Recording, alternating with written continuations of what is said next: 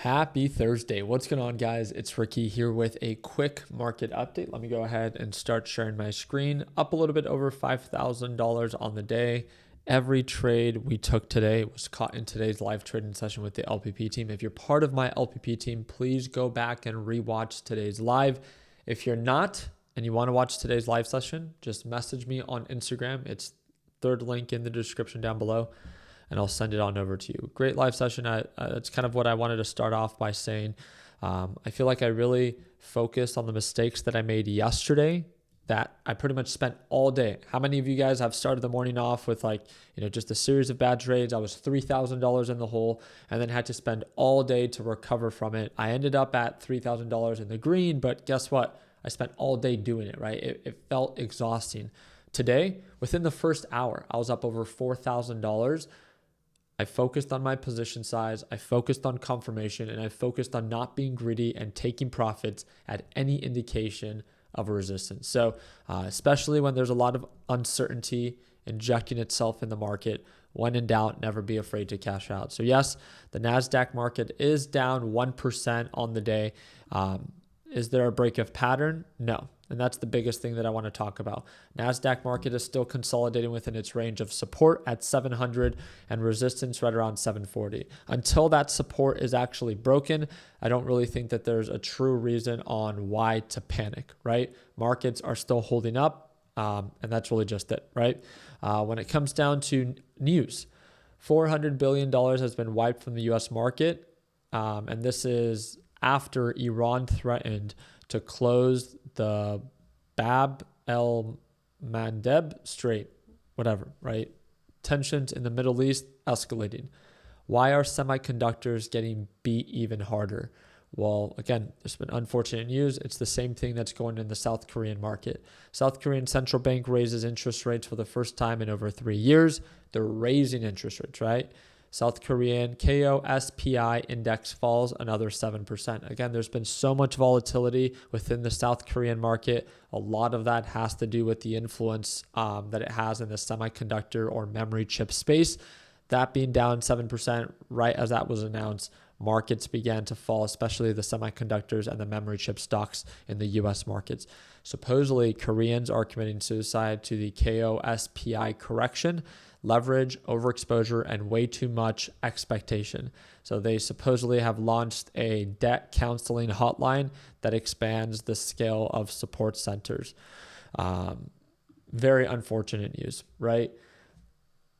Fed today officially released the jobless claim reports, right? That's every single Thursday, 1 hour before the markets open. Expectation was 216,000, actual 208,000. Again, better than what was expected, but a lot of this is being clouded by, obviously, the news in the Middle East and the news in South Korea. On top of that, Micron has now sold off 30% from its all-time highs. So definitely something to pay close attention to. Do you think that the sell-off will continue?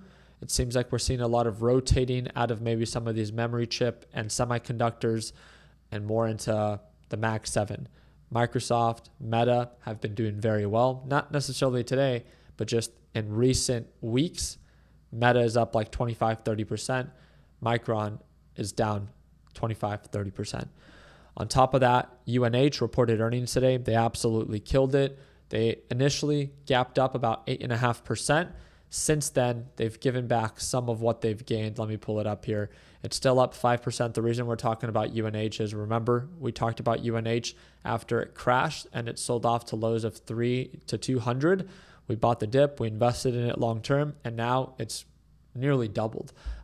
Amazing ROI for a very unsexy business. There's a lot of negative sentiment after this CEO killer in New York.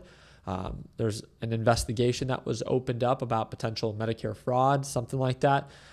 Obviously, it was just kind of like a phishing scene where they were just trying to fish for anything to try to go against this company. Again, if you've ever looked into UNH, if you haven't, let me pull it up for you. UNH, a very, very strong company. I think you'd be surprised to find out that even after that huge recovery, there's still 10% upside based off of fair value analysts. It's still trading at a a fair P ratio, 33 times their earnings.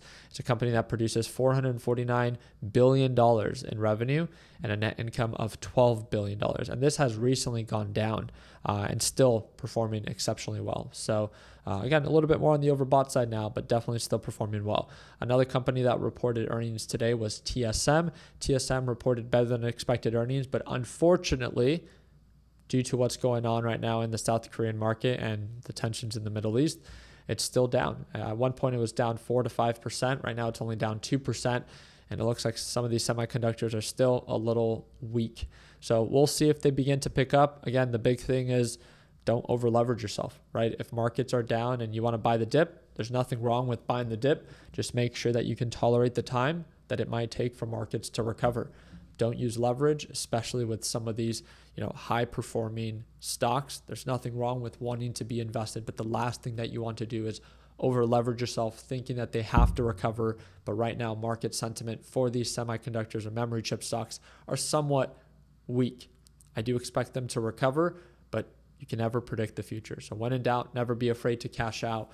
And please don't use leverage. If you guys have any questions, feel free to comment down below. And don't forget, if you want to watch today's live trading session with my LPP team, just message me via Instagram to rewatch today's live. I'll send it on over to you. And again, I just want you to be able to get a taste of what our LPP team experiences before you actually end up joining our team. And again, the third link in the description down below will send you on over to our Instagram. I appreciate you guys' time. I hope that we're in a thumbs up. Please consider subscribing. And don't forget, today Netflix is set to report earnings after the bell. I'll let you guys decide if we end up hosting that live session.